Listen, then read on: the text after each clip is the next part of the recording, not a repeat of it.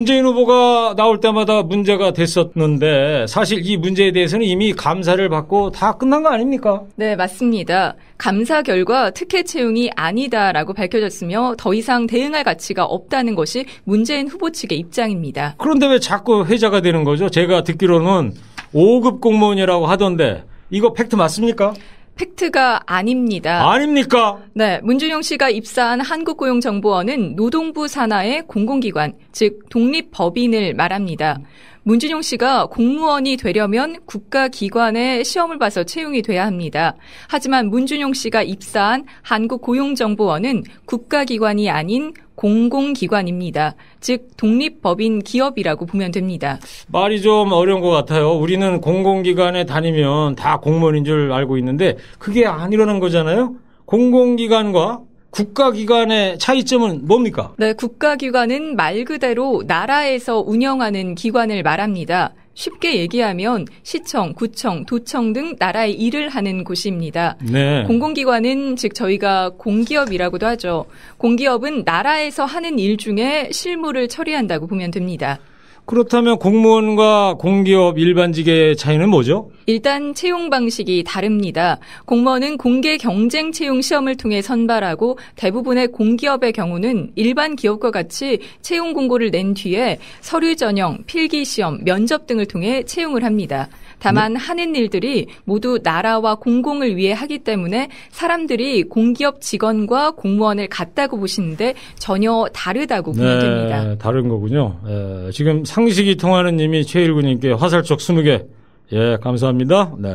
그럼 문재인 후보 아들은 공무원이 아니었다는 건가요? 5급 공무원이었다라고 하는 이야기가 많은데 5급이면은 고위 공무원, 비교적 고위 공무원에 속하는 직급인데요. 네, 문재인 후보 아들인 문준용 씨가 5급 공무원이었다는 것은 팩트가 아닙니다.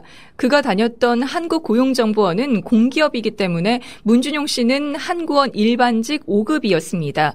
이는 공무원으로 치면 9급 정도가 된다고 볼 수 있습니다. 기업체로 치면 대졸 신입사원 정도입니다. 네, 그러니까 고용정보원이 이제 5급입니다만은 국가기관으로 치면 이제 9급 공무원이 되는 거고 대기업으로 치면 일반직 신입사원이다 이런 말씀이죠? 네. 바이담비님이 이런 팩트체크 좋다 써주셨습니다. 네. 그냥 일반 신입사원.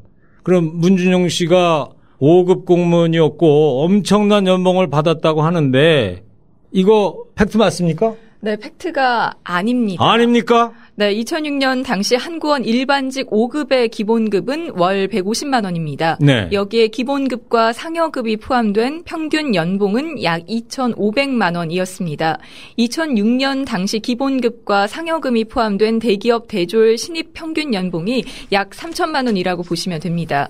당시나 현재나 한구원의 일반직 5급의 평균 연봉은 대기업 연봉의 약 80에서 85% 수준이라고 보면 됩니다. 대기업 연봉의 80에서 85% 수준. 예.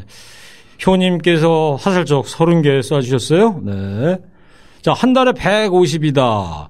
우리가 월급 받을 때 4대 보험, 세금 다 내고 그런 거 포떼고 차 포떼고 그러면 말이죠. 받는 돈이 얼마나 될까요? 아마 한 달에 실수령 금액은 150이 분명히 안 됐을 거예요. 아무리 10년 전이라고 해도 150만 원이면 그렇게 큰 돈은 아닐 거라는 느낌은 듭니다. 쉽게 얘기하면 기업의 일반 직원으로 입사를 했는데 공기업이라 직원을 구분하는 데 사용한 급수가 바로 공무원으로 둔갑한 사례 아니겠습니까?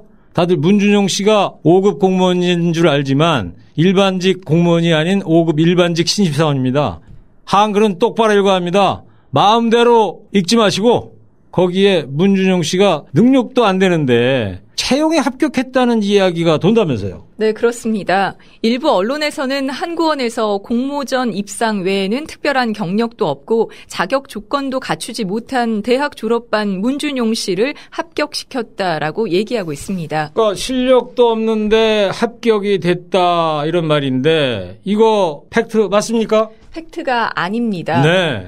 문준용 씨는 건국대 시각디자인과에서 영상 분야를 전공하고 이미 애경, CJ미디어, LG텔레콤 등 대기업 주최 공모전에서 3회 입상한 경력과 각종 전시회 참가 경험을 갖고 있으며 어학 성적도 CBT 토플 300점 만점에 250점을 받는 등 충분한 자질과 능력을 갖춘 것으로 평가돼 합격이 된 것이라고 합니다. 네, CBT 토플 300점 만점에 250점이면 토익으로 환산해서 850점 정도라고 한대요. 잘하는 게 많았네요. 예. 대기업 공모전 입상하기 쉽지 않지 않습니까? 경쟁률도 세고 심사도 깐깐하고 실력이 있었다는 이야기입니다. 이게 입증이 되니까 일부 언론에서 이때 제출한 서류를 갖고 문제를 삼고 있다면서요. 네, 그렇습니다. 문준용 이력서에 대학 학력사항이 미기재되고 자기소개서 내용도 한 페이지에 불과하는 등 내용이 부실한데도 서류 전형에 합격을 했다는 겁니다. 하지만 한권에 따르면 문준용 씨는 이력서, 자기소개서를 정상적으로 제출했다고 합니다. 대학 학력사항은 응시원서와 자기소개서에 각각 기재돼 있고 이력서에는 고등학교 학력사항과 군대 경력과 수상 경력이 자세히 기재돼 있습니다. 네, 그때 그렇군요. 당시 응시 원서입니다. 예, 그러네요. 여기 보면 자세히는 보이지 않습니다만 학력사항이라든가 수상 내역, 가족 상황 이런 것이 다 좀 적혀 있지 않습니까? 자, 여기 보시기 바랍니다. 이력서에 이렇게 자세히 다 써 있지 않습니까?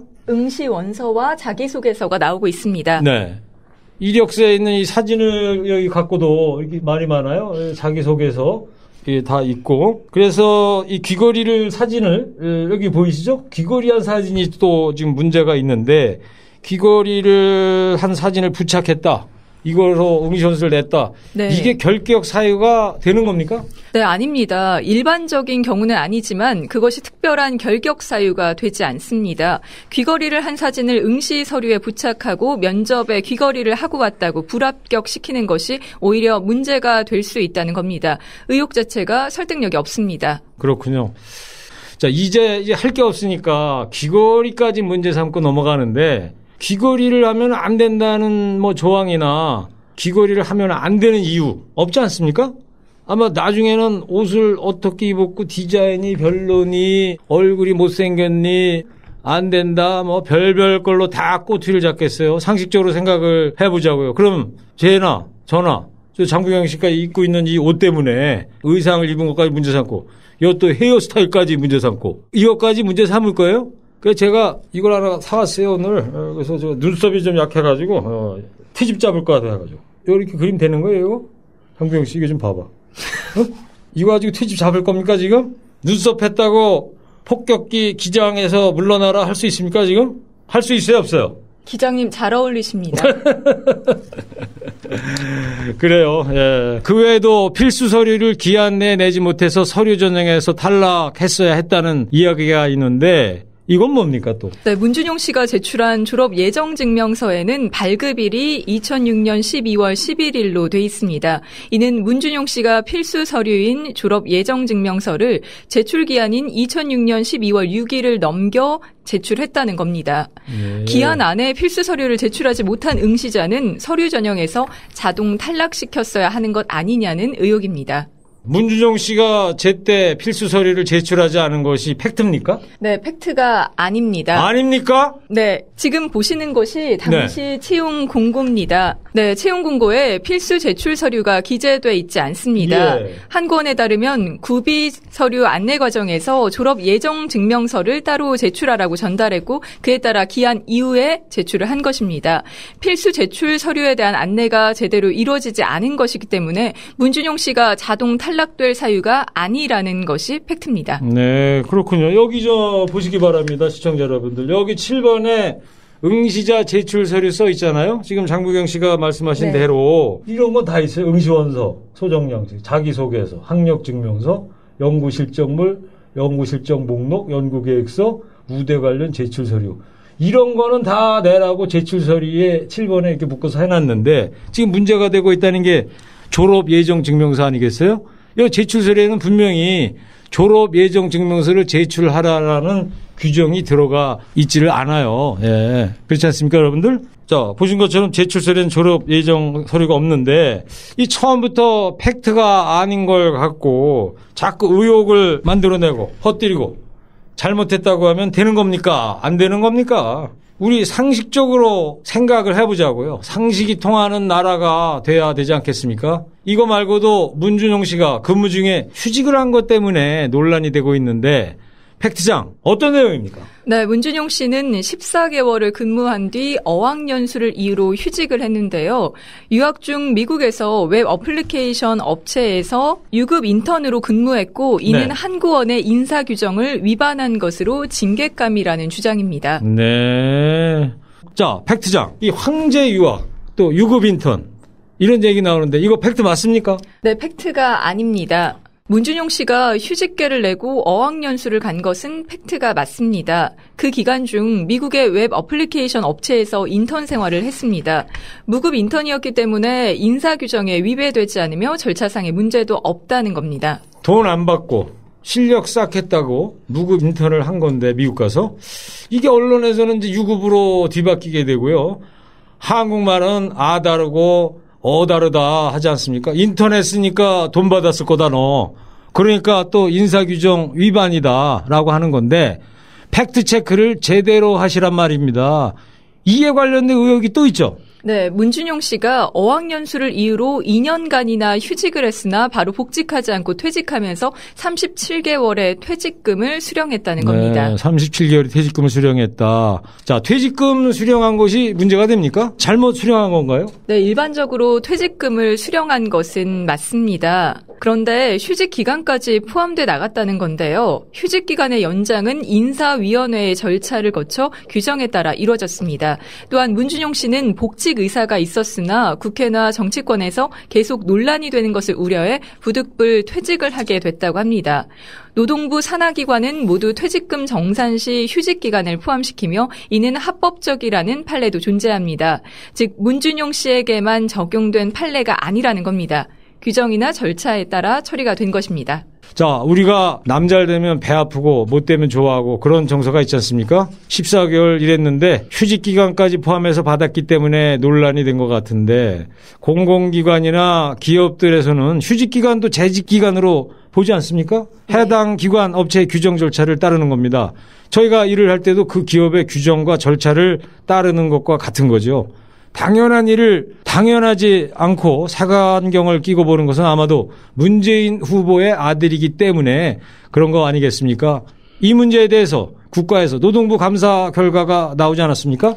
네, 2007년과 2010년 노동부 감사가 있었고 특혜 채용이 아니라는 결론이 났습니다. 2007년에 노동부 감사 때가 노무현 대통령 정권이어서 신뢰할 수 없다고 하는데 이거 팩트 맞습니까? 네, 팩트 아닙니다. 2007년 감사는 국회의 환경노동위원회 한나라당 의원들의 요구로 노동부 감사가 이뤄졌으며 감사 보고서에 대해 한나라당에서 특별한 문제를 제기하지 않았습니다. 그때 당시 문재인 후보가 청와대 비서실장이지 않았습니까? 만약 그때 문제가 됐다면 이미 비서실장 자리에서 물러나고도 남았을 텐데 감사를 해서 탈탈 털었는데도 나올 게 없으니 문제 제기를 하지 않은 거 아닙니까? 그런데 10년이 지난 지금 자꾸 논란이 되는 건 바로 문재인 후보를 깎아내리기 위한 언론몰이라고 볼 수 있지 않을까 싶습니다. 언론들도 제발 똑바로 알고 제대로 보도를 해 주시기 바랍니다. 네, 그렇습니다. 중앙선거관리위원회도 문재인 후보 아들 취업 특혜를 받았다는 의혹에 대해 허위 사실로 판단하고 관련 게시물 단속을 하기로 했습니다. 그래서 선거관리위원회 사이버 선거범죄 대응센터에서는 지난 3월 16일 한 네티즌이 문재인은 아들 문준용 5급 공무원 특채 및 이후 유학과 전시활동 등에 대한 의혹을 해명하라고 올린 게시글에 댓글을 달아 5급 공무원 특채 부분은 공직선거법상 금지된 허위사실 공표에 해당돼 처벌받을 수 있으니 즉시 삭제해달라고 경고했습니다. 네, 여기 지금 기사가 떠 있네요. 중앙선관위. 문재인 아들 취업 특혜 의혹은 허위다. 이런 기사가 중앙선관위에서 낸 기사가 나와 있습니다.